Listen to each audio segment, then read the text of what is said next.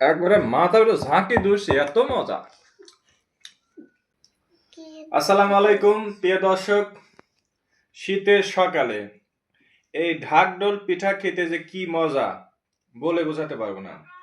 তবে এই পিঠার এক একটা অঞ্চলে এক একটা জায়গায় এক এক রকম নামে পরিচিতি। আমি এই পিঠাটার নাম দিছি ঢাকঢোল পিঠা। গ্রাম অঞ্চলে এই পিঠাকে বলে ডাকুন পিঠা, আবার এটার অরিজিনাল নাম চিতই পিঠা। এই চিতই পিঠা সকালে খেতে যে কি মজা এটা আপনাকে বলে বোঝাতে পারবো না।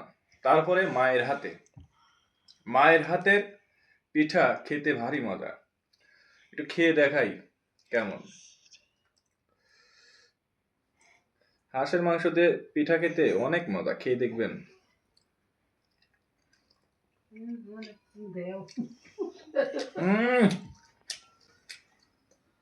একবারে মাথা উঠে ঝাঁকি ধরছে, এত মজা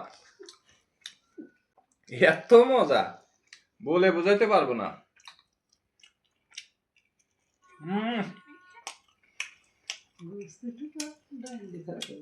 অনেক মজা প্রিয় দর্শক।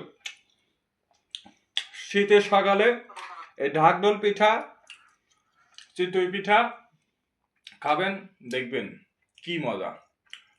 আগে খায়